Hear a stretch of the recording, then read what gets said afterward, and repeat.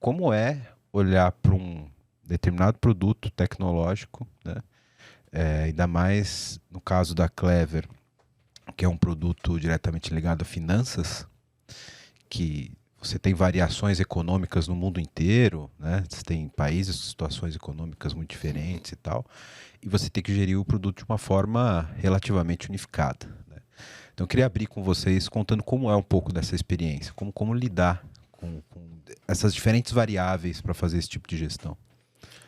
A nossa experiência, ela é muito interessante porque, além disso tudo, você não tinha um track record, né? Você não tinha o manual para seguir, né?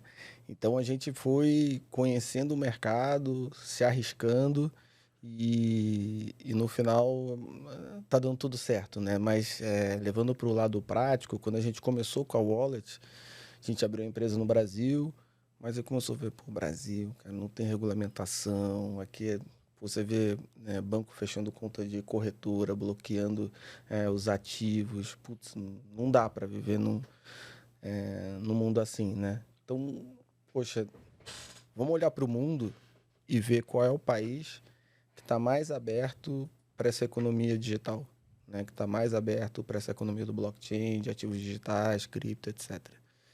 E aí a gente chegou num estudo preliminar que foi Estônia, Lituânia, e a gente começou a entender que eles estão muito abertos. Aí eu consegui um contato de um advogado, que a gente começou o processo na Estônia. E aí isso foi no meio da pandemia, né? Porque a gente começou a Clever em janeiro de 2020, logo depois teve a pandemia. A gente começou a olhar tudo isso, ficou muito mais difícil porque você não conseguia ir na Estônia, você não conseguia visitar os lugares. Verdade. E a gente fez tudo de forma digital. E aí a gente dava um passo para frente, três para trás. Aí dava três passos para frente, dois para trás. Aí começou o negócio a acelerar. No final, quando a gente montou, a gente tirou o e-residence, né, na Estônia, para você poder fazer todo o processo no Brasil. Sendo que quando a gente começou o processo, você não conseguia nem fazer o e-residence do Brasil. Você teria que ir para Portugal, por exemplo, ou Estados Unidos, para poder tirar o e-residence, pegar o kit que você recebe. No final foi bom que demorou tanto que abriu um escritório em São Paulo. E aí a gente fez todo o processo aqui.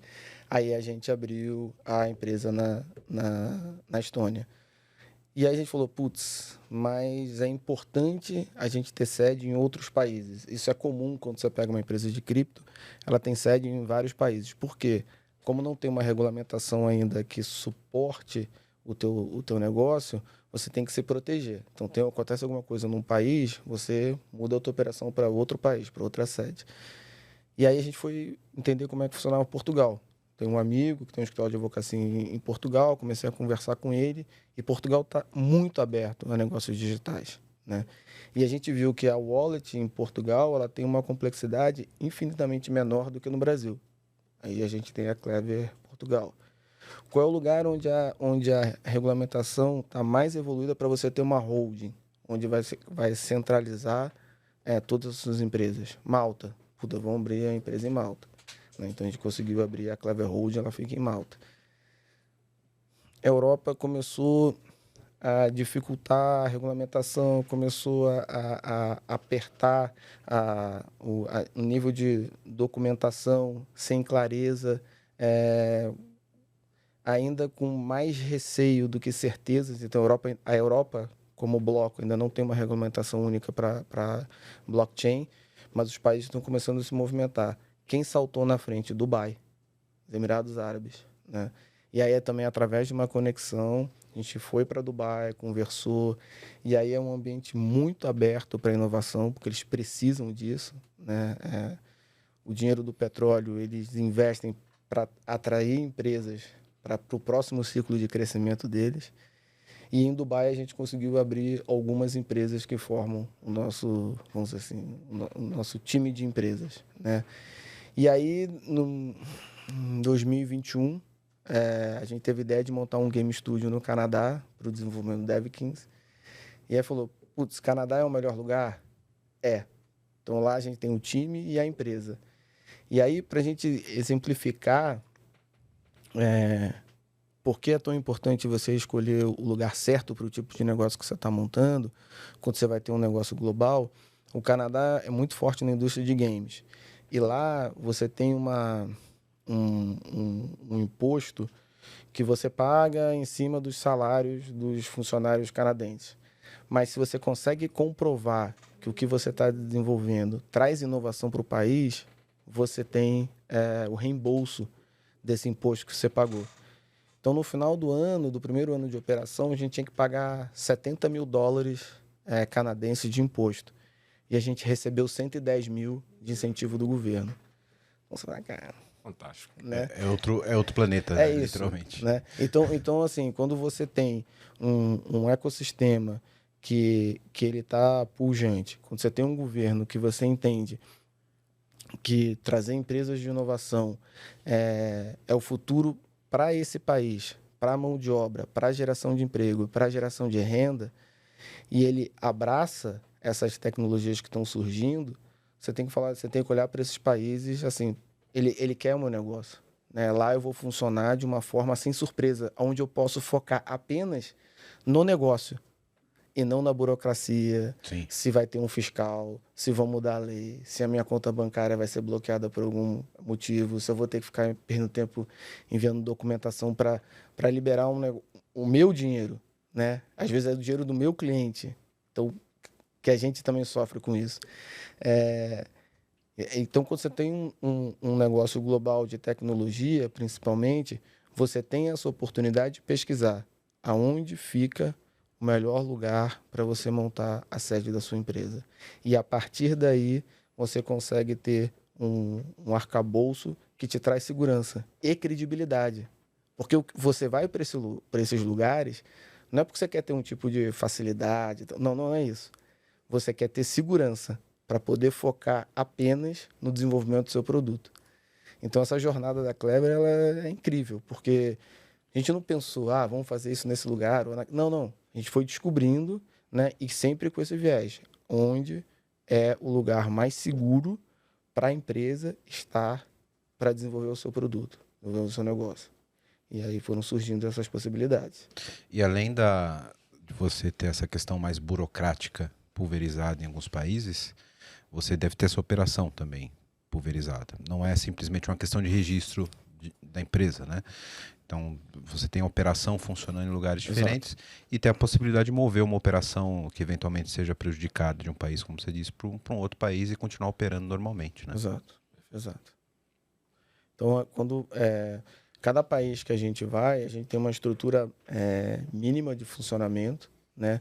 Não necessariamente os países eles exigem que você tenha funcionário lá, né? Mas exige que a empresa, né, esteja lá, obviamente, e que o tratamento, muitas vezes, pro usuário, né, pro cliente daquele país, ele tenha um tratamento diferente, né? Seja da parte tributária, seja da parte compliance. Então, você se adequa a todo esse regime para poder atender o usuário. A gente teve nos Estados Unidos, no ano passado, para uma feira que acontece no Texas, e lá a gente teve a oportunidade de participar de uma reunião com uma senadora americana chamada Cynthia Lummis, que é do Wyoming. E ela é uma das senadoras que apoia o Bitcoin. E ela apoia o Bitcoin também como base da Web3, porque ela enxerga de uma forma muito inteligente. A Web3 está gerando empregos, milhares de empregos. Todos os dias tem um novo projeto de Web3. Esse emprego está em algum país. Esse emprego está gerando renda em algum país. E ela fala, se os Estados Unidos ficar fora desse mercado, você está perdendo milhares de empregos. E que é muito louco, né? Porque os Estados Unidos sempre foi vanguarda de tecnologia e software. As grandes big techs são americanas, né? E justo essa revolução aí, que a gente chama de uma nova revolução industrial da Web3 e de finanças, não faria o menor sentido os Estados Unidos não ficar fora. Ficar fora, né? Isso tudo passa pelo entendimento da descentralização, do governo entender que ele tem um outro papel, não de centralizar, né? Não de sufocar, mas sim de ter uma regulamentação que proteja as empresas, que proteja os usuários, né?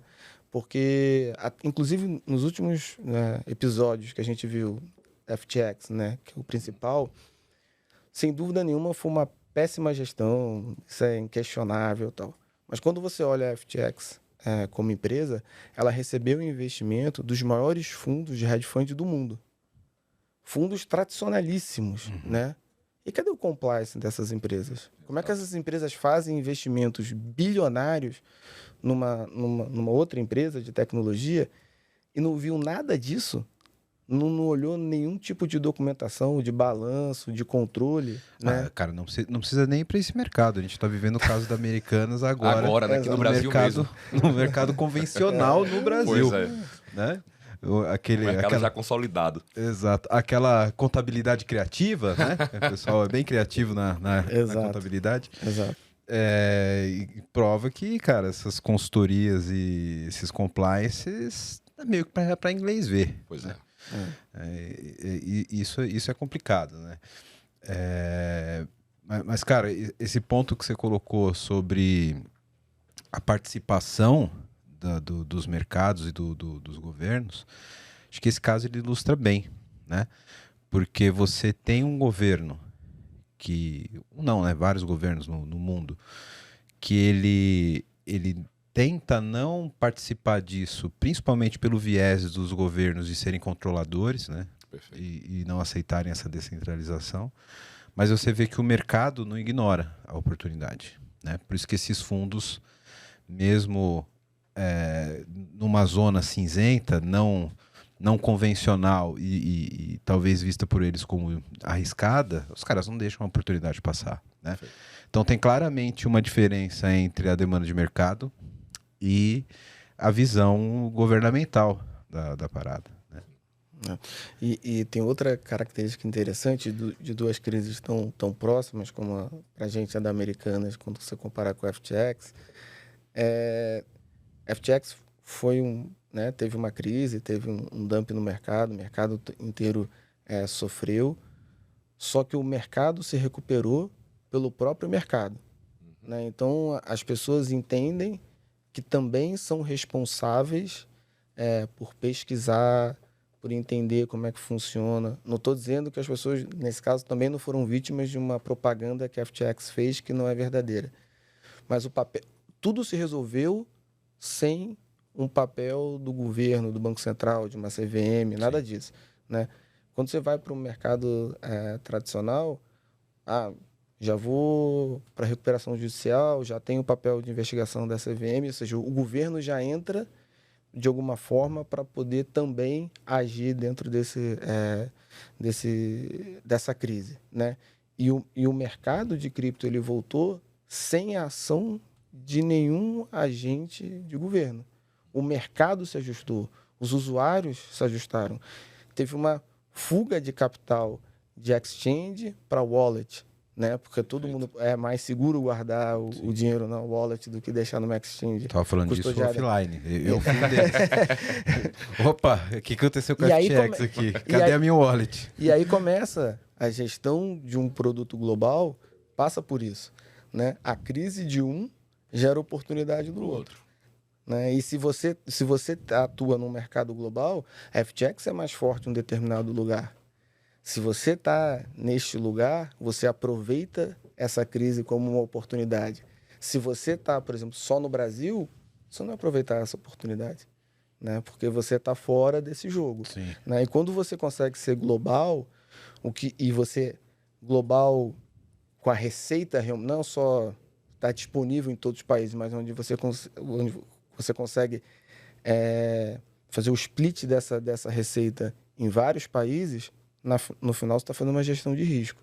Né? Se você tem um problema aqui com o teu produto numa determinada região, essa aqui vai te manter sólida ainda. Né? Então, essa visão global de você diminuir a dependência de uma determinada região é super importante. Né? E aí, como é que você faz isso? Olhando o case da Clever. É construção de comunidade. Tudo passa por um bom produto, né? Se você não tem um bom produto, se você não gera valor para o seu usuário, você vai ter um voo de galinha. As pessoas vão dar uma certa credibilidade para você no início, mas você não sustenta isso. Então, o primeiro foco que você tem que ter para ter uma operação global é ter um bom produto e continuar entregando o valor desse produto de forma, no tempo, de forma recorrente para o teu usuário. Você tem isso? Ok. Você vai começar a competir globalmente. Depois, formação de comunidades, né? Entender que você tem que estar com presença na América Latina, na África, na Ásia, na Europa e na América do Norte. Reforçar essa comunidade, reforçar essa interação, ter o foco no cliente, escutar teu cliente. Então, se você consegue juntar esse quebra-cabeça, você vai conseguir jogar bem esse jogo.